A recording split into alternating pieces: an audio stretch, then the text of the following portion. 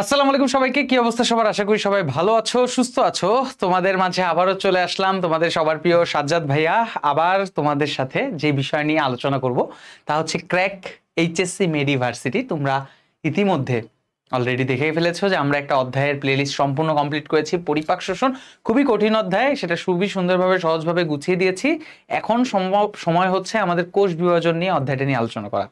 Botany থেকে answer করতে চাইলে ম্যাক্সিমাম স্টুডেন্টগুলো যেই অধ্যায়টাকে সবচেয়ে বেশি টার্গেটে আনে তার নাম হচ্ছে কোষ বিভাজন।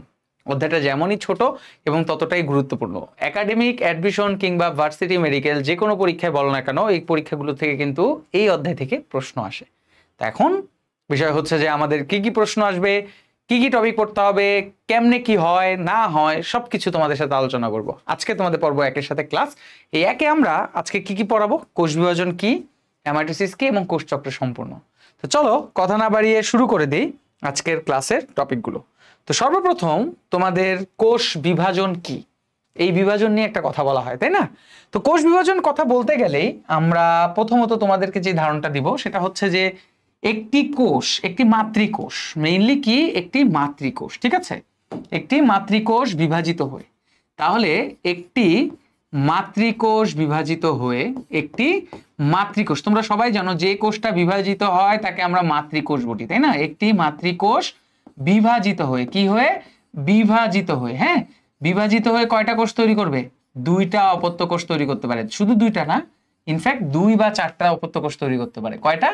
দুটি অথবা চারটি অপত্য কোষ তৈরি করে, ঠিক আছে? দুটি বা চারটি অপত্য কোষ তৈরি করে, তাকে আমরা বলে থাকি মাইটোসিস, কোষ বিভাজন। তাহলে মানে মাইটোসিস না, মানে আমরা নরমালি এটাকে কোষ বিভাজনই বলে থাকি, তাই না? কোষ বিভাজন। তো এই যে দুটি বা চারটি কোষ বিভাজন হলো যেই প্রক্রিয়ার মাধ্যমে, ঠিক আছে, তাকে বলা হয়ে থাকে অপত্য কোষ তৈরি করে এবং এটাকে আমরা কোষ বিভাজন বলি। এই যে আমাদের কোষ বিভাজিত হলো, একটা মাতৃকোষ থেকে দুইটা বা চারটা অপত্য কোষ তৈরি হলো, এটাকে সিম্পল ভাবে বলা হয়ে থাকে কোষ বিভাজন। এবং এটা একটা অবশ্যই প্রক্রিয়ার মাধ্যমে হয় এবং সেই প্রক্রিয়াগুলো নিয়েই তোমাদের সামনের ক্লাসগুলোতে আলোচনা করা হবে। তাহলে একটি মাতৃকোষ বিভাজিত হয়ে কয়টি তৈরি করতে পারে? দুটি অথবা চারটি। দুটি মূলত ইন্ডিকেট করতেছে আসলে মাইটোসিস কোষ বিভাজন বা অ্যামাইটোসিস কোষ বিভাজনকে, আর চারটি অপত্য কোষ মূলত ইন্ডিকেট করতেছে হচ্ছে মিওসিস কোষ বিভাজনকে। তো এর উপর ভিত্তি করে আমরা কোষ বিভাজনের প্রকারভেদের কথা যদি তোমাদেরকে বলি, তাহলে মোটামুটি ভাবে তিনটি ভাগে ভাগ করা হয়। একটা নাম হচ্ছে অ্যামাইটোসিস বা প্রত্যক্ষ কোষ বিভাজন, দুই নাম্বারটা হচ্ছে মাইটোসিস বা সমীকরণিক কোষ বিভাজন, তিন নাম্বার হচ্ছে মিওসিস বা হ্রাসমূলক কোষ বিভাজন। প্রত্যেকটা কোষ বিভাজনের ডিটেলস, প্রক্রিয়া, পর্যায় যদি থাকে তাহলে সেগুলো নিয়ে তোমাদের সাথে সম্পূর্ণ আলোচনা করা হবে। তবে এর পাশাপাশি আমাদের একটু অবজেক্টিভ সম্পর্কে একটু ধারণা রাখতে হবে, তাই না? আমাদের এখান থেকে একটা অন্যতম গুরুত্বপূর্ণ অবজেক্টিভ আসে। অবজেক্টিভটা হচ্ছে একজন বিজ্ঞানীর নাম। এই বিজ্ঞানীর নাম তোমরা সবাই জানো, যার নাম হচ্ছে ওয়াল্টার ফ্লেমিং। বিজ্ঞানীর নাম কি? বিজ্ঞানীর নাম হচ্ছে ওয়াল্টার ফ্লেমিং, ঠিক আছে? এই ওয়াল্টার ফ্লেমিং, এই বিজ্ঞানী সর্বপ্রথম কোষ বিভাজনটি লক্ষ্য করেন। এখন এই ওয়াল্টার ফ্লেমিং কোন জায়গা থেকে কোষ বিভাজনটা লক্ষ্য করেন? অবশ্যই কোনো একটা প্রাণীর মধ্যে, তাই না?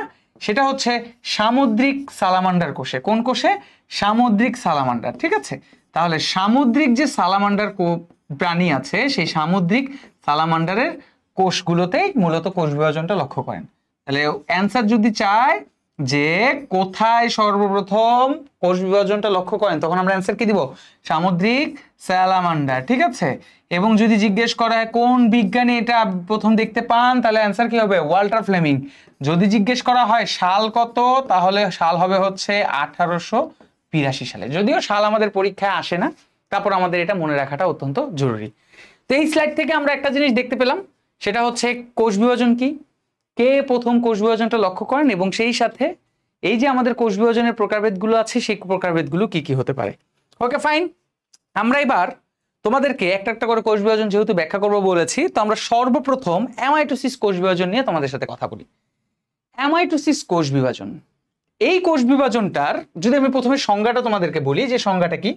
সংজ্ঞাটা হচ্ছে যে কোষ বিভাজন প্রক্রিয়ায়, যে কোষ বিভাজন প্রক্রিয়ায়, ঠিক আছে, যে কোষ বিভাজন প্রক্রিয়ায়, ওকে, কোনো জটিল মাধ্যমিক পর্যায় ছাড়া, তাহলে যে কোষ বিভাজন প্রক্রিয়ায় কোনো জটিল মাধ্যমিক পর্যায় ছাড়া, প্রক্রিয়ায় কোনো জটিল মাধ্যমিক পর্যায় ছাড়া, কোনো জটিল মাধ্যমিক পর্যায় ছাড়া। এই জটিল মাধ্যমিক পর্যায় বলতে আসলে কি বোঝানো হয়েছে? অবশ্যই এটার একটা মিনিং আছে, তাই না?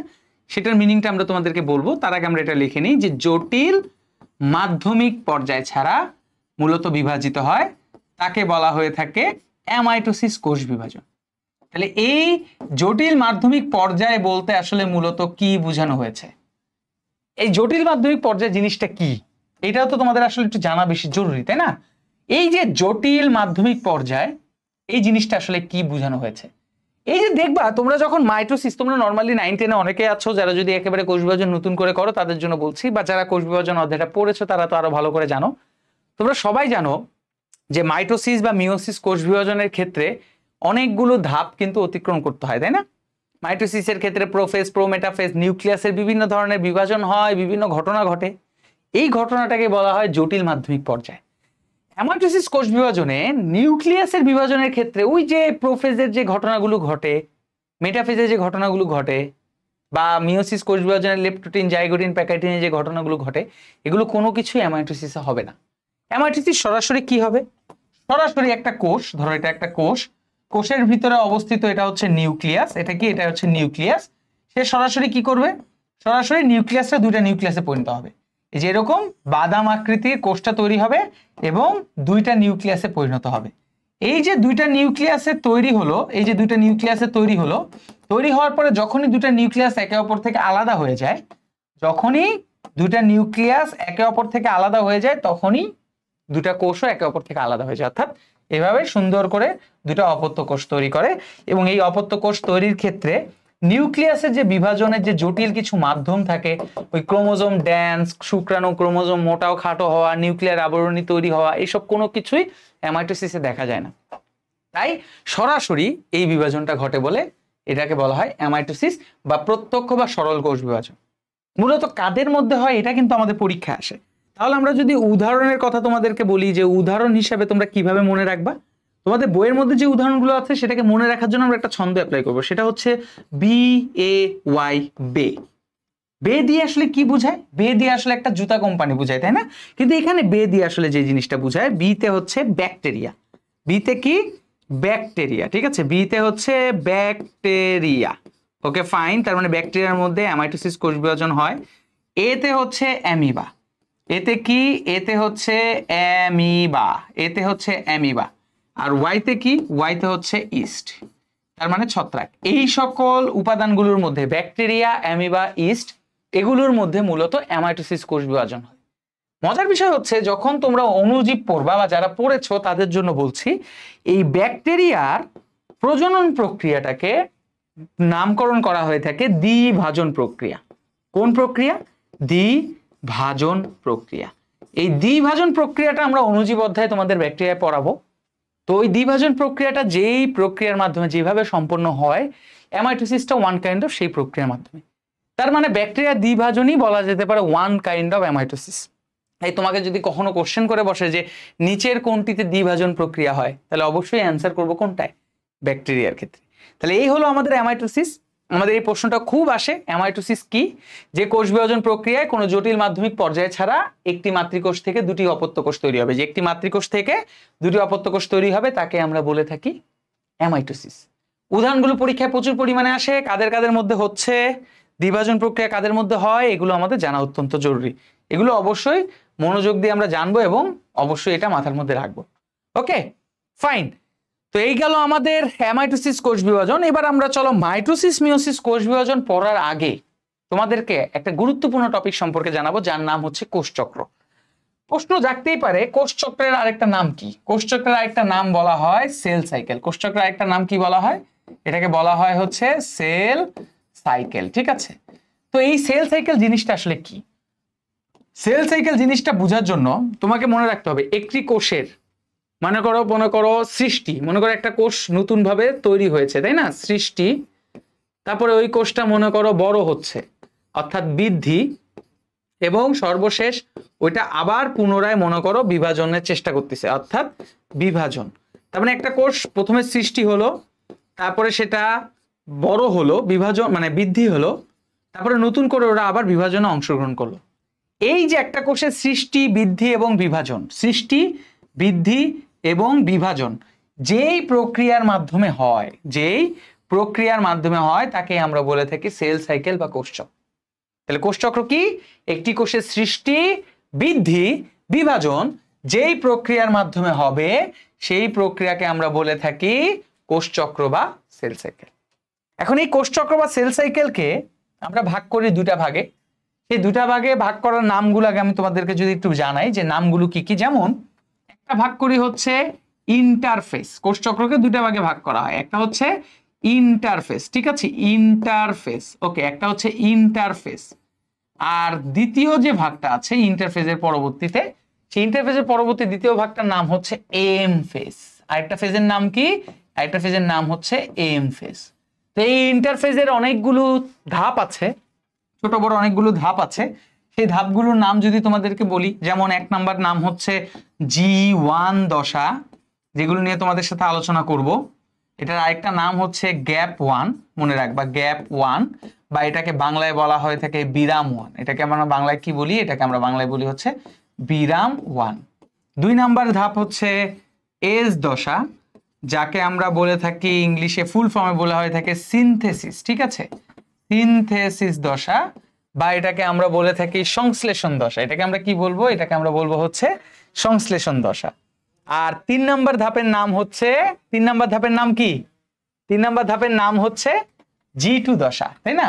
এটাকে আমরা সংশ্লেষণ দশা বলি, সংশ্লেষণ দশা, সংশ্লেষণ দশা। আর 3 নাম্বার ধাপের নাম হচ্ছে G2 দশা, G2 দশা, বা এটাকে আমরা বলে থাকি গ্যাপ 2 দশা। এটাকে আমরা কি বলবো? এটাকে আমরা বলবো হচ্ছে গ্যাপ 2 দশা, বা এটাকে আমরা বিরাম 2 ও বলে থাকি।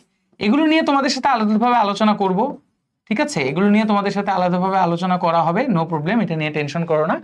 তো এইটা গেল আমাদের জি ইন্টারফেসের ধাপের নাম। আর এম ফেজ তো তোমাদের ওই যে মাইটোসিসের যে ধাপগুলো আছে, prophase, pro metaphase, metaphase, anaphase এবং টেলোফেজ, সেগুলো নিয়ে আলোচনা করা হবে।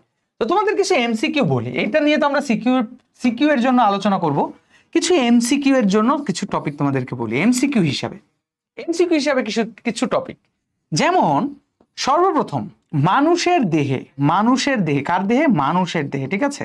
তো মানুষের দেহে মোট কোষের সংখ্যা যদি বলা হয়, মানুষের দেহে মোট কোষের সংখ্যা, ঠিক আছে, মোট কোষের সংখ্যা যদি তোমাদেরকে জিজ্ঞেস করা হয়, মোট কোষের সংখ্যা, এই কাউন্টটা যদি জিজ্ঞেস করা হয় যে মোট কোষের সংখ্যা কত, তাহলে তোমরা অবশ্যই অ্যান্সার দিবা। প্রথমে যদি বলো 100, তাহলে অবশ্যই তারপরে লিখতে হবে তোমাকে ট্রিলিয়ন, তারপরে তোমাকে কি করতে হবে? ট্রিলিয়ন লিখতে হবে। আর যদি বলা হয়ে থাকে যে 10 টু দি পাওয়ার 14 কোটি, 10 টু দি পাওয়ার 14 কোটি, তাহলে 10 টু দি পাওয়ার 14 থাকলে তারপরে অবশ্যই কোটি শব্দটা ইউজ করতে হবে। তাহলে মানুষের দেহে মোট কোষের সংখ্যা হচ্ছে 100 ট্রিলিয়ন বা 10 টু দি পাওয়ার 14 কোটি। সেকেন্ড বিষয় হচ্ছে, আরেকটা প্রশ্ন তোমাদের আসে যে দ্রুত কোষ বিভাজন কিভাবে হয়? দ্রুত কোষ বিভাজন, তাই না? এটা আসতে পারে যে দ্রুত কোষ বিভাজন। এই যে দ্রুত কোষ বিভাজন, এই দ্রুত কোষ বিভাজনটা মূলত কিভাবে হয়ে থাকে? দ্রুত কোষ বিভাজন বা কাদের হয়ে থাকে, এটা আমাদের খুব ইম্পর্টেন্ট। এটা হচ্ছে মূল, তারপরে হচ্ছে কাণ্ড, তারপরে হচ্ছে শাখা প্রশাখা, এগুলোর শীর্ষ, ঠিক আছে, মূল, কাণ্ড, শাখা প্রশাখা এগুলোর শীর্ষ। আবার তোমাদের সবচেয়ে ইম্পর্টেন্ট যে জিনিসটা, যে কোন অংশটা, মানে 3 নাম্বার যদি আমি বলি যে কোন অংশটা কখনোই বিভাজিত হবে না, বা কোন কোষগুলো কখনোই বিভাজিত হবে না, কখনো বিভাজিত হবে না, ঠিক আছে, বিভাজিত হবে না, কখনো বিভাজিত হবে না, এরকম কোষগুলো কারা কারা আছে? যেমন এটার উদাহরণ হচ্ছে 4টা মনে রাখবে। 1 নাম্বার হচ্ছে আরবিসি অর্থাৎ লোহিত রক্তকণিকা, 2 নাম্বার হচ্ছে স্নায়ু কোষ, ঠিক আছে, 3 নাম্বার হচ্ছে পেশি কোষ, 3 নাম্বারটার নাম কি? 3 নাম্বার হচ্ছে পেশি কোষ, আর 4 নাম্বার হচ্ছে উদ্ভিদের স্থায়ী কোষ। পেশি কোষ বাদে আরেকটা কি বলবো? আরেকটা হচ্ছে উদ্ভিদের স্থায়ী কোষ, ঠিক আছে, স্থায়ী কোষ, এটা মাথায় রাখতে হবে। তাহলে এই জিনিসগুলো মূলত কখনোই বিভাজনে অংশগ্রহণ করবে না, এরা একবার যদি নষ্ট হয়েছে এদের আর নতুন করে বিভাজন হবে না। তো এরই মাধ্যমে আমরা অলরেডি ইন্টারফেস সম্পর্কে তোমাদের একটা ধারণা দিলাম, ইন্টারফেস সম্পর্কে তোমাদের এখন একটা বিস্তারিত ধারণা দিব, কোষ চক্র সম্পর্কে ধারণা দিলাম। হার্ডওয়ার্ড এবং প্ল্যাঙ্ক নামক দুজন বিজ্ঞানী তারা কোষ চক্র সম্পর্কে ধারণা তোমাদের সামনে তুলে ধরেছেন। আমরা এখন তোমাদেরকে ইন্টারফেজের যে ধাপগুলো আছে G1, S এবং G2 এগুলো নিয়ে বিস্তারিত আলোচনা করব, ইন্টারফেজের গুরুত্ব নিয়ে আলোচনা করব এবং এরই মাধ্যমে আজকে আমাদের ক্লাস শেষ হয়ে যাবে এবং পরবর্তীতে ইনশাল্লাহ আমরা তোমাদেরকে এম ফেজের যে ধাপগুলো আছে সেই ধাপগুলো নিয়েও তোমাদের সাথে আলাদাভাবে কথা বলবো। এবার আমরা তোমাদের সাথে যে বিষয় নিয়ে কথা বলবো সেটা হচ্ছে ইন্টারফেজের ধাপগুলো, অর্থাৎ ইন্টারফেজে যে G1, S এবং G2 যে ধাপগুলো আমরা দেখেছিলাম সেগুলো নিয়ে কথা বলবো। চলো, সর্বপ্রথম তোমরা ইন্টারফেজের ধাপগুলো পড়ার আগে তোমরা সবাই দেখবা যে আমাদের নর্মালি দেখা যায় যে এরকম একটা ছবি আমরা সবাই পরিচিত। কেমন ছবিটা? চলো আমরা একটু ছবিটা নিয়ে আগে একটু গবেষণা করি, কারণ ছবিটা দিয়ে তোমাদের আসলে সৃজনশীল পরীক্ষার প্রশ্ন আসে। তো এই জন্য ছবিটা নিয়ে আসলে আমাদের গবেষণা করাটা আসলে অনেক বেশি জরুরি। দেখবে যে এরকম একটা চক্র আছে, যেই চক্রের মধ্যে তোমার বেশ কিছু ধাপের ছবির জন্য এরকম একটা ভি চিহ্নিত করা আছে। এই যে পুরা চক্রটা দেখতে পাচ্ছ এটাকে বলা হয়ে থাকে কোষ চক্র। এটাকে আমরা কি বলি? এটাকে আমরা বলি হচ্ছে কোষ চক্র, ঠিক আছে, বা সেল সাইকেল। তো এই ছবিটা কেন লাগবে? তো এই কোষ চক্রের যে বাইরের অংশটা, এই যে এই পাশের যে অংশটা, এইটাকে আমরা বলে থাকি ইন্টারফেস। এটাকে আমরা কি বলবো? এটাকে আমরা বলবো হচ্ছে ইন্টারফেস, ঠিক আছে, এটাকে আমরা ইন্টারফেস বলি। Okay fine. আর এই জায়গাটাকে আমরা বলে থাকি এম ফেস। এটাকে আমরা কি বলবো? M phase. ইন্টারফেসের তোমরা অলরেডি 3টা ধাপের কথা পড়েছো। 3টে ধাপগুলো কি কি? এর মধ্যে G1 ছিল, তারপরে S ছিল, তারপরে হচ্ছে G2 ছিল। এই যে সেই 3টা ধাপ মোটামুটি ভাবে মনে রাখবা ইন্টারফেসে প্রায় 90 থেকে 95% সময় চলে যায়। অর্থাৎ কোষ চক্র যদি 100 মিনিট লাগে, তার থেকে 90 থেকে 95 মিনিট হচ্ছে তোমার ইন্টারফেসের জন্য দরকার। আর এম ফেজে তাহলে বাকিটুকু কতটুকু? 10 থেকে 5%, 5 থেকে 10% বলা যেতে পারে। অর্থাৎ এই যে আমরা মাইটোসিস পড়ি, যে মাইটোসিসের যে প্রোফেজ, প্রোমেটাফেজ, তারপর অন্যান্য যে ধাপগুলো পড়ি, সেই ধাপগুলোর জন্য মাত্র সময় লাগে হচ্ছে 5 থেকে 10 মিনিট। যদি 100 মিনিট লাগে পুরো কোষ চক্র সম্পন্ন করতে, 5 থেকে 10% সময়। বাকি প্রস্তুতি পর্যায়ে হচ্ছে তোমার 90 থেকে 95%। তো এই 90 থেকে 95%-এর মধ্যে G1 সময় নিয়ে নেয় 30 থেকে 40%। সময়গুলো খুবই ইম্পর্টেন্ট পরীক্ষার জন্য। 30 থেকে 40% সময় নেয় G1। S দশা সময় নেয় হচ্ছে 30 থেকে 50%, 30 থেকে 50% সময় নেয়। আর G2 দশা সময় নেয় হচ্ছে 10 থেকে 20%, 10 থেকে 20% সময় নেয়। তাহলে এই যে ধাপগুলো আমি তোমাদেরকে বললাম সময়গুলো, এগুলো একটু মাথার মধ্যে রাখবা। প্লাস আরেকটা জিনিস তোমাদেরকে একটু বলি, এই জিনিসটা তোমাদের খুবই জরুরি জানা। এই যে ছবিটা তোমাদের আঁকলাম মাত্র, এই ছবি তোমাদের পরীক্ষার মধ্যে উদ্দীপক হিসাবে আসবে এবং আসার পরে তোমাদের এখানে একটা কাহিনী হবে। কাহিনীটা কি জানো? ধরো এরকম অনেকগুলো ধাপ দিবে, 1টা 2টা 3টা 4টা এবং 5টা, এবং এগুলোকে মনে করো A, তারপরে B, C, D, E এইভাবে চিহ্নিত করবে। এখন দেখো এই যে এম ফেজের ভিতরে আমরা 5টা ভাগ করলাম A, B, C, D, এগুলো দিয়ে কিন্তু আসলে ওই যে মাইটোসিসের যে পর্যায়গুলো আছে সেগুলো পর্যায়ক্রমে বুঝায়। যেমন A হচ্ছে প্রোফেজ, B হচ্ছে প্রোমেটাফেজ, C মেটাফেজ, D হচ্ছে অ্যানাফেজ, E হচ্ছে টেলোফেজ। অনেক সময় দেখা যায় কোনো জায়গায় পরীক্ষার ক্ষেত্রে, ধরো এটা হচ্ছে এম ফেজ, এম ফেজে তোমার এইরকম 5টা ধাপ না রেখে মাত্র 4টা ধাপ রাখে। কয়টা ধাপ রাখে? 4টা। এবং সেভাবে চিহ্নিত করে A, B, C এবং D। তখন তো তোমরা অনেকে কনফিউশনে পড়তে পারো, তাহলে ভাই আমরা A, B, C, D এরকম যদি 4টা ধাপ আঁকা থাকে তাহলে আমরা সেক্ষেত্রে কি বলবো? সেক্ষেত্রে মনে রাখবা প্রথমটা প্রোফেজ থাকে, বিটাকে তখন আমরা প্রো মেটাফেজ না ধরে তখন আমরা বলবো হচ্ছে মেটাফেজ, সি অ্যানাফেজ, ডি হচ্ছে টেলোফেজ। প্রশ্ন হচ্ছে কেন? কারণ অনেক বিজ্ঞানীরা মনে করে যে প্রো মেটাফেজ হচ্ছে সবচেয়ে স্বল্প স্থায়ী সময়, মানে সবচেয়ে কম সময়, এবং এই জন্য অনেক বিজ্ঞানীরা মনে করে যে প্রোমেটাফেজ নামে কোনো ধাপও নাই। কিন্তু অনেক বিজ্ঞানীরা আবার প্রোমেটাফেজ ধাপটাকে বর্ণনা করেছে, যে বর্ণনাগুলো আমরা ইনশাল্লাহ সামনের ক্লাসগুলোতে জানতে পারবো। তো এই হলো কোষচক্র। কোষচক্রের এখন আমরা ইন্টারফেজের, আজকের ক্লাসে ইন্টারফেজের G1, S এবং G2 দশা নিয়ে কথা বলবো। তো চলো আমরা ইন্টারফেজের সর্বপ্রথম যেই ধাপ নিয়ে তোমাদের সাথে আলোচনা করব তার নাম হচ্ছে G1 বা বিরাম 1। তো এই যে G1 বা বিরাম 1 দশা দেখতে পাচ্ছ, এখানে বেশ কিছু ঘটনা ঘটে। কি কি ঘটনা ঘটে? দেখো, একটি কোষ পরবর্তীতে বিভাজনে অংশগ্রহণ করবে কি করবে না তার প্রথম সিদ্ধান্তটা হচ্ছে G1 থেকে নেয়। তাহলে একটা কোষ বিভাজনে অংশগ্রহণ করতেছে কি করতেছে না, একটা কোষ সৃষ্টি হলো, সেটা বড় হলো এবং পরবর্তীতে বিভাজনে অংশগ্রহণ করবে কি করবে না তার প্রথম পারমিশনটা দিবে হচ্ছে G1। ভালো কথা। এই G1 যেহেতু একটা চক্রের মতো, বা এখানে বেশ কিছু কার্যক্রম সংঘটিত হবে, তাহলে অবশ্যই এই চক্রের মধ্যে নিয়ন্ত্রক হিসাবে কেউ থাকবে, অর্থাৎ কোনো একটা রাসায়নিক পদার্থ একে নিয়ন্ত্রণ করবে। এই G1 কে নিয়ন্ত্রণ করে হচ্ছে সিডিকে, যেটা ফসফোরাইলেশন প্রক্রিয়া। এখন প্রশ্ন থাকতে পারে যে সিডিকে কি?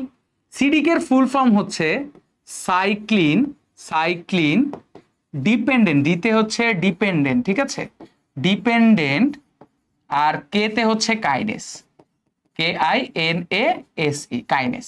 তাহলে সাইক্লিন ডিপেন্ডেন্ট কাইনেস এটা ফসফোরাইলেশন প্রক্রিয়ার মাধ্যমে এই চক্রকে নিয়ন্ত্রণ করে। 3 নম্বর হচ্ছে এই প্রক্রিয়ার কাজ কি, অন্যতম গুরুত্বপূর্ণ কাজ কি? এই প্রক্রিয়ার গুরুত্বপূর্ণ কাজ হচ্ছে, তোমরা একটু যদি খেয়াল করে দেখো, সেটা হচ্ছে প্রয়োজনীয় প্রোটিন, তারপরে আরএনএ এবং ডিএনএ রেপ্লিকেশন। রেপ্লিকেশন মানে কি? রেপ্লিকেশনের বাংলা মানে হচ্ছে, রেপ্লিকেশনের একটা বাংলা মানে আছে, রেপ্লিকেশনের বাংলা মানে হচ্ছে অনুলিপন। এটাকে আমরা কি বলি? অনুলিপন বা প্রতিলিপন। অনুলিপন বা প্রতিলিপন কি?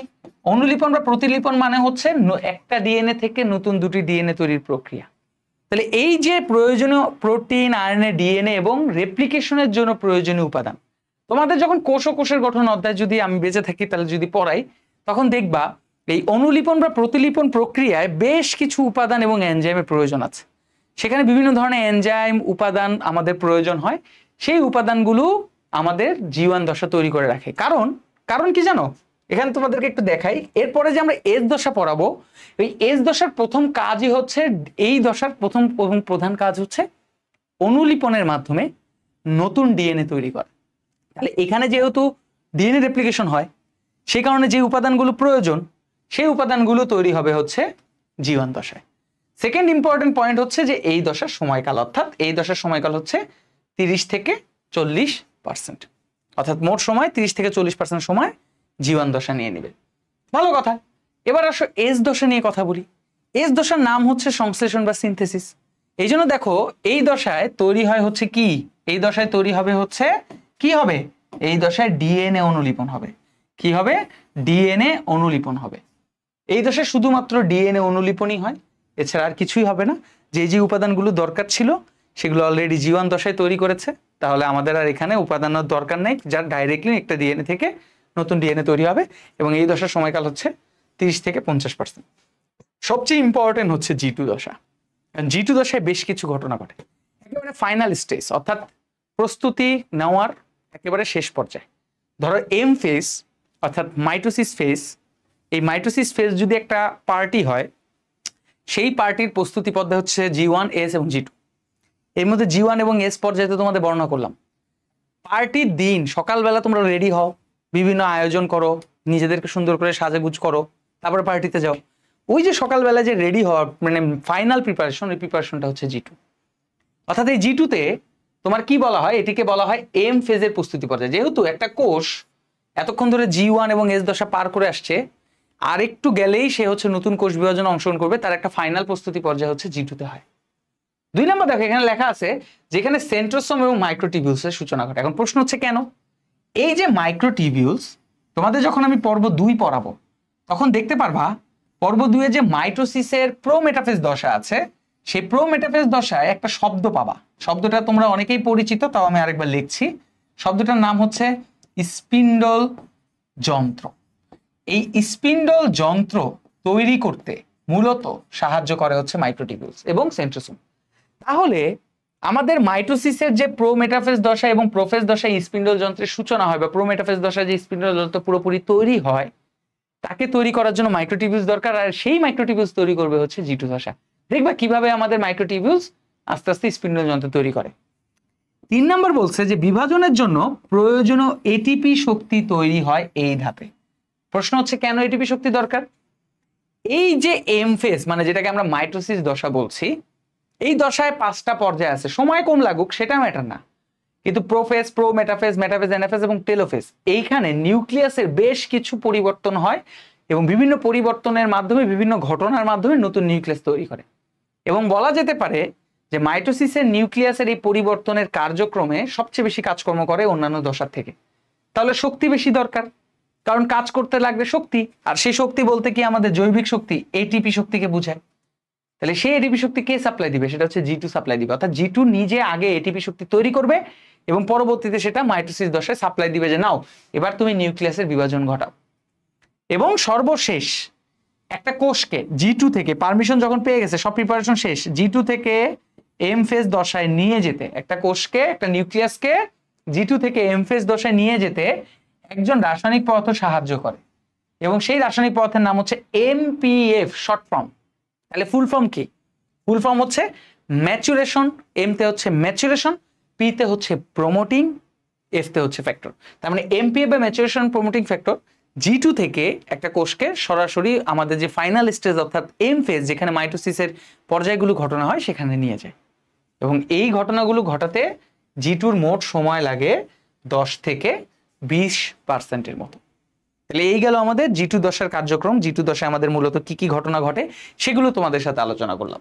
তো এইখান থেকে অর্থাৎ এই ইন্টারফেজের ধাপ থেকে যদি তোমাদের কলেজের ক্লাস টেস্ট টাইপের পরীক্ষা হয়, তাহলে এটা খুবই গুরুত্বপূর্ণ, কারণ কোষ চক্র দিয়েই তোমাদের পরীক্ষার সৃজনশীল প্রশ্ন হয়। আদারওয়াইজ তোমাদের এইসব জিনিসগুলো থেকে বেশিরভাগ ক্ষেত্রে এমসিকিউ আসবে। আমাদের মেইন সিকিউ, কোষ বিভাজনের মেইন সিকিউ শুরু হবে আসলে মাইটোসিসের ধাপ আর মিওসিসের ধাপ থেকে।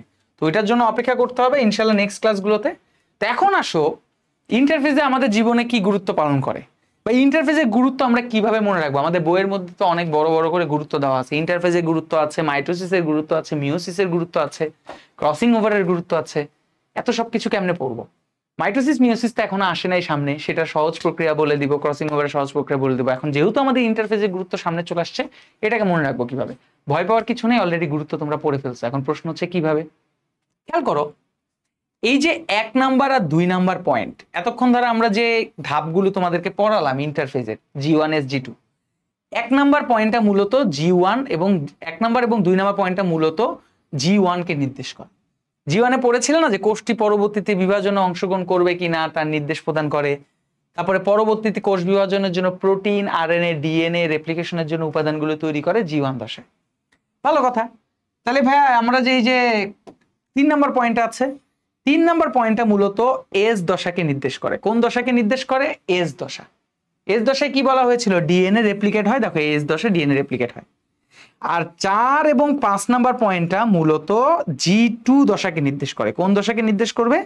G2 দশাকে নির্দেশ করবে। G2 দশায় পড়েছিল না যে কোষ বিভাজনে যে প্রয়োজনীয় স্পিন্ডল তন্ত্র তৈরির জন্য মাইক্রোটিবিউলস তৈরি করা, প্রয়োজনীয় এটিপি শক্তি তৈরি করা, এগুলো G2 করবে। তাহলে বাকি 6 নাম্বার পয়েন্টটা আমাদের কি কাজে লাগবে? 6 নাম্বার পয়েন্টটা হচ্ছে এই যে সর্বশেষ পয়েন্ট, আমাদের সর্বশেষ অস্ত্র।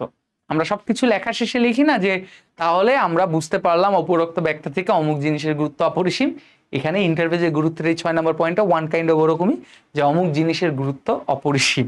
অর্থাৎ ইন্টারফেজ না থাকলে কোষ বিভাজনের প্রস্তুতি পর্যায়ে হতো না, কোষ বিভাজনের প্রস্তুতি পর্যায়ে না থাকলে কোষ বিভাজন হতো না, আর বিভাজন না হলে তো পৃথিবী ধ্বংস হয়ে যেত। এটাই হচ্ছে ফ্যাক্ট। তো ইন্টারফেজের গুরুত্বের মেইনলি বুঝতে পারছো? 6টা পয়েন্টের মধ্যে 5টা পয়েন্টই তুমি G1 S G2 এবং এই 3টা পর্যায়ে পড়ে আসো। ভালো কথা। এবার চলো আমরা নেক্সট স্লাইডে দেখি কোষ চক্রের নিয়ন্ত্রণ। আমরা যে তোমাদেরকে সাইক্লিন ডিপেন্ডেন্ট কাইনেজ সিডিকের কথা বলেছিলাম না, সেই সিডিকের 4টা ভাগ আছে। একটা ওকে বলা হয় সাইক্লিন ডি, একটাকে বলা হয় কি সাইক্লিন ডি, ঠিক আছে, সাইক্লিন ডি।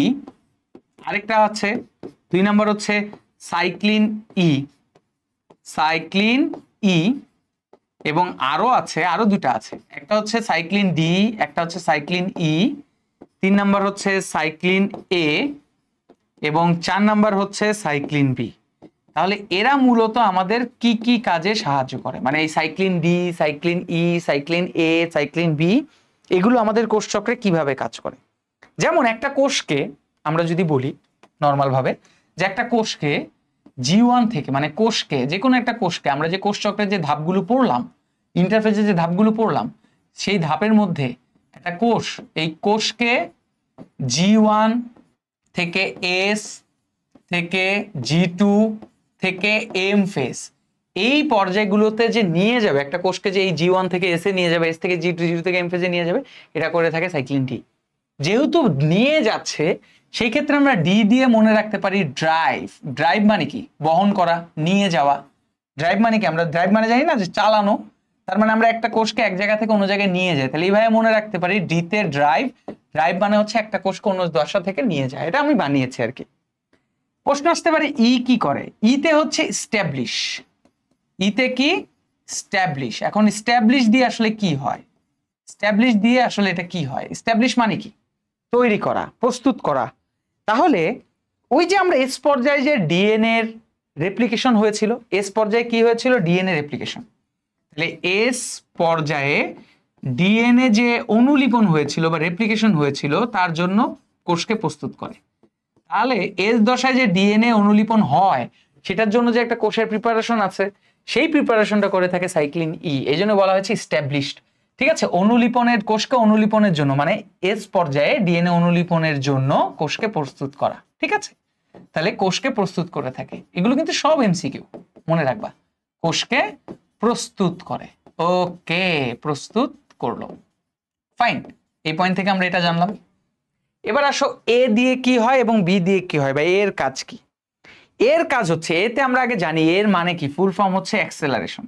এতে কি হয়, অ্যাক্সেলারেশন। ঠিক আছে, অ্যাক্সেলারেশন। অ্যাক্সেলারেশন মানে কি জানো, অ্যাক্সেলারেশন মানে হচ্ছে ত্বরণ, ত্বরণ, বেগ বাড়ানো কোনো কিছুকে। তার মানে এই ঘটনা, এখানে কি ঘটনা ঘটে, এখানে হচ্ছে এস পর্যায়ে, কোন পর্যায়ে, এস পর্যায়ে। ঠিক আছে, আমরা জানি যে এস পর্যায়ে কি হয়, এস পর্যায়ে ডিএনএ অনুলিপন হয়। তাহলে এস পর্যায়ে ডিএনএ অনুলিপনকে সক্রিয় করবে, মানে অনুলিপন হতে তাড়াতাড়ি করবে, অনুলিপনকে তাড়াতাড়ি করবে, যাতে অনুলিপনটা দ্রুত হয়, তাড়াতাড়ি হয়। তাহলে এস পর্যায়ে অনুলিপনকে সক্রিয় ত্বরান্বিত করে, কি করবে, সক্রিয় ও ত্বরান্বিত করে। ঠিক আছে, ত্বরান্বিত, এভাবে আমরা মনে রাখবো, ত্বরান্বিত করে। এই হচ্ছে আমাদের সাইক্লিন এর কাজ। তাহলে বাকি থাকে বি। বিতে কি হবে, সেটা হচ্ছে বিতে বিল্ড। বিল্ড মানে কি, তৈরি করা। বিতে কি হবে, বিল্ড, এভাবে মনে রাখবো, BUILD, বিল্ড। বিল্ড মানে তৈরি করা, অর্থাৎ মাইক্রোটিউবিউলস, স্পিন্ডল যন্ত্র, এগুলো তৈরি করতে সাহায্য করবে। বা আমরা বলতে পারি স্পিন্ডল যন্ত্রের জন্য মাইক্রোটিউবিউলস তৈরি করবে। স্পিন্ডল যন্ত্রের জন্য যে প্রস্তুতি আছে, স্পিন্ডল যন্ত্রের জন্য যা যা দরকার, স্পিন্ডল যন্ত্রের জন্য কাকে দরকার, আমরা অলরেডি পড়েছি G2 দশায় স্পিন্ডল যন্ত্রের জন্য কাকে দরকার ছিল, মাইক্রোটিউবিউলসকে দরকার ছিল। এজন্য লিখবা যে স্পিন্ডল যন্ত্রের জন্য মাইক্রোটিউবিউলস তৈরি করতে সাহায্য করে। ঠিক আছে, মাইক্রোটিউবিউলস তৈরি করতে সাহায্য করে, এটা মাথায় রাখতে হবে, টিউবিউলস। ঠিক আছে, মাইক্রোটিউবিউলস তৈরি করতে সাহায্য করে। তাহলে এই যে আমরা দেখতে পেলাম কোষ চক্রের নিয়ন্ত্রক, এর মধ্যে সাইক্লিন এ, ডি, ই, এ, বি, এগুলো দিয়ে আমরা এভাবে মনে রাখতে পারি। ডিতে ড্রাইভ, কোষকে নিয়ে যাবে, এতে অ্যাক্সেলারেশন, ত্বরান্বিত করবে, ইতে স্ট্যাবলিশ, প্রস্তুত করবে, আর বিতে বিল্ড, কোনো কিছুকে তৈরি করবে। এই হচ্ছে কোষ চক্রের নিয়ন্ত্রকগুলো। এই হচ্ছে আজকের পড়া। তো আজকে বেসিক পড়া মোটামুটি শেষ। আমরা এখন দেখবো এখান থেকে আসলে আমাদের বোর্ডের এমসিকিউ, মেডিকেলের এমসিকিউ, ভার্সিটির এমসিকিউ কেমন আসছে, এবং সেই সাথে আমাদের সিকিউ ক খ জন্য কেমন ইম্পর্টেন্ট। সর্বপ্রথম বোর্ডের এমসিকিউ দেখি। প্রথমে বলা হয়েছে যে কোষ চক্রের বিরাম ওয়ান। বিরাম ওয়ান মানে কি, G1। বিরাম ওয়ানের আরেকটা মানে হচ্ছে G1। তাহলে G1 দশার ব্যয়িত সময়, যেটা হচ্ছে ময়মনসিংহ বোর্ডে 21 আসছে, G1 দশার ব্যয়িত সময় কতটুকু হবে, 30 থেকে 40% সময়, 30 থেকে 40% সময় লাগে G1 দশায়। ওকে, ফাইন। 2 নাম্বার আসো, কোষ চক্রের কোন পর্যায়ে, চট্টগ্রাম বোর্ড 21-এর কোন পর্যায়ে ডিএনএ সংশ্লেষণ হয়, ডিএনএ অনুলিপন হয়, ডিএনএ তৈরি হয়, ডিএনএ রেপ্লিকেশন হয়। আমরা সবাই জানি, একটু আগে পড়েছি, যে বারবার পড়েছি, এস পর্যায়ে মূলত ডিএনএ অনুলিপন বা তৈরি হবে।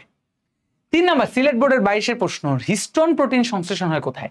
এই যে সংশ্লেষণ যখন শব্দটা পাবো না, কোনো কিছু তৈরি করা, হিস্টোন প্রোটিন হচ্ছে মূলত ডিএনএ তৈরির প্রোটিন বা ডিএনএ এর প্রোটিন।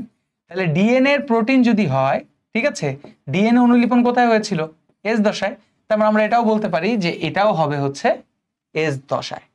ওকে, নেক্সট প্রশ্ন, চট্টগ্রাম বোর্ড 19-এর কোষ চক্রের কোন পর্যায়ে ডিএনএ অনুলিপন হয়। বারবার একই প্রশ্ন, কোষ চক্রের কোন পর্যায়ে ডিএনএ অনুলিপন হয়, কোথায় কি হয়।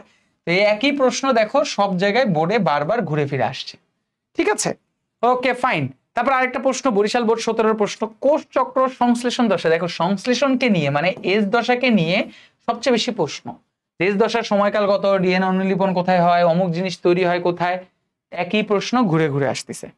ওকে, চট্টগ্রাম বোর্ড 15 প্রশ্ন, কোষ চক্রের কোন পর্যায়ে ডিএনএ প্রতিলিপন, মানে 15, 16, 17, 19, 22 যত প্রশ্ন দেখলাম এতক্ষণ পর্যন্ত সবগুলো আমাদের কি হয়, ডিএনএ অনুলিপনকে নিয়ে করছে। এখানে লেখছে কোষ চক্রের কোন পর্যায়ে ডিএনএ অনুলিপন হয়, তোমরা অবশ্যই এস খুঁজবা। অপশনে দেখো লেখা আছে প্রোফেজ, মেটাফেজ, এনাফেজ, এগুলো তো হচ্ছে নিউক্লিয়াসের বিভাজনে সাহায্য করে। আর আমরা জানি এস পর্যায়ে যেহেতু ইন্টারফেজে থাকে, তার মানে এটার অ্যান্সার হবে হচ্ছে ইন্টারফেজ দশায়। ওকে, তো চলো আমরা নেক্সট প্রশ্ন দেখি, বিশ্ববিদ্যালয় প্রশ্ন। আমাদের বিশ্ববিদ্যালয়ে এই টপিক থেকে কেমন ধরনের প্রশ্ন আসছে। বিশ্ববিদ্যালয়, রাজশাহী বিশ্ববিদ্যালয় 18-19 প্রশ্ন আসছে যে কোনটি কোষ বিভাজনের প্রকার নয়। অপশন আছে মাইটোসিস, মিওসিস, ক্লিভেজ, এমাইটোসিস। এখানে এই যে প্রকার নয় যেহেতু বলেছে, ক্লিভেজ কোনো কোষ বিভাজনের প্রকার নয়। এটা কি হয়, ধরো শুক্রাণু প্লাস ডিম্বাণু দুইজন মিলে তৈরি করে হচ্ছে জাইগট, এটা তোমরা সবাই জানো, ঠিক আছে? এটা তোমাদেরকে মনে রাখার জন্য বলছি। ধরো এটা হচ্ছে জাইগট, জাইগটের ভিতরে নিউক্লিয়াস, যা মাইটোসিস প্রক্রিয়ায়, কোন প্রক্রিয়ায়?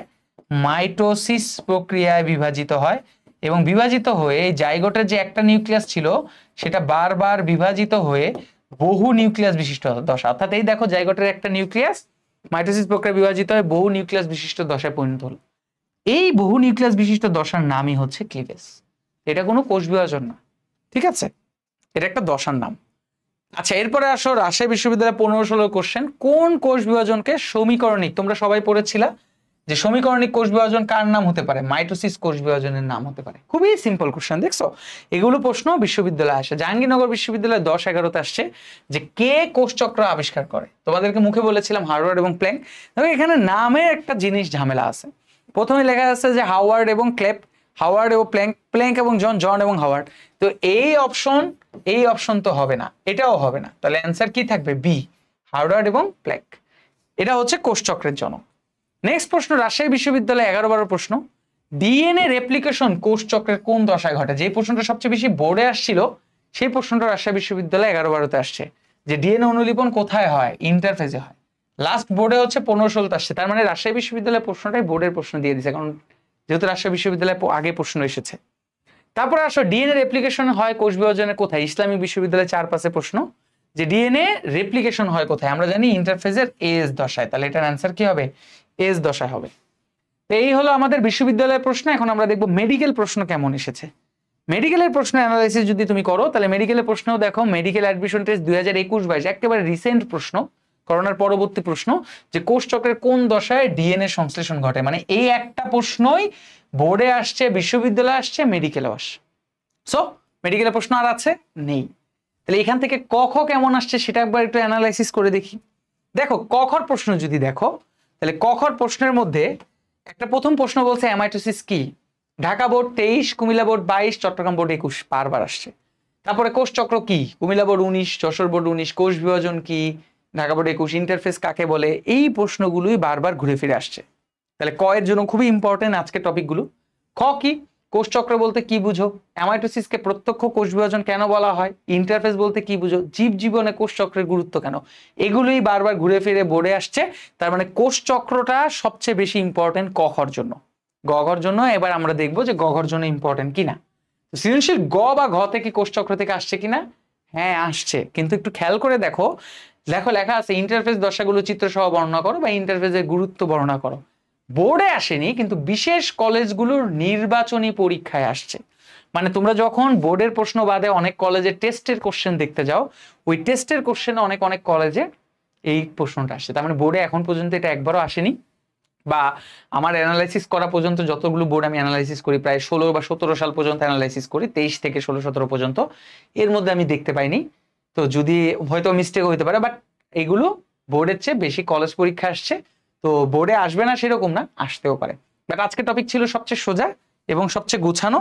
ইনশাল্লাহ পরবর্তী টপিকগুলো হবে আরো বেশি জটিল, জটিল বলতে খুবই সুন্দর এবং খুবই প্রয়োজনীয়, এবং সেই জটিল জিনিসকে সহজ করার দায়িত্ব সাজ্জাদ ভাই। So you can be the best, you can be the greatest, you can be the king kong banging on your chest. আজকের ক্লাসটি এই পর্যন্ত, খুবই শর্ট ক্লাস। কোষচক্রের কোষ বিভাজনের আজকের প্রথম ক্লাসের মাধ্যমে তোমাদেরকে অ্যামাইটোসিস, কোষ বিভাজনের প্রকারভেদ, কোষ বিভাজন কি, কোষ চক্র এবং তার খুঁটিনাটি সবকিছু বুঝিয়েছি। ইনশাআল্লাহ নেক্সট ক্লাসে তোমাদের মাইটোসিস নিয়ে পুরো ক্লিয়ার করব। তার পরবর্তী ক্লাসে মিওসিস এবং অন্যান্য বিষয়গুলো নিয়ে ক্লিয়ার করা হবে। সো খুব দ্রুত এই প্লেলিস্টটা শেষ হবে, তোমাদের সাথে আবার দেখা হবে নতুন অধ্যায় নিয়ে। তো ভালো থেকো, সুস্থ থাকো, আমার জন্য দোয়া করো যাতে আমি সুস্থ থাকি এবং তোমাদেরকে এই ক্লাসগুলো দিতে পারি। আল্লাহ হাফেজ, আসসালামু আলাইকুম। সবাই ভালো মতো পড়াশোনা করবা কিন্তু, ঠিক আছে? আল্লাহ হাফেজ।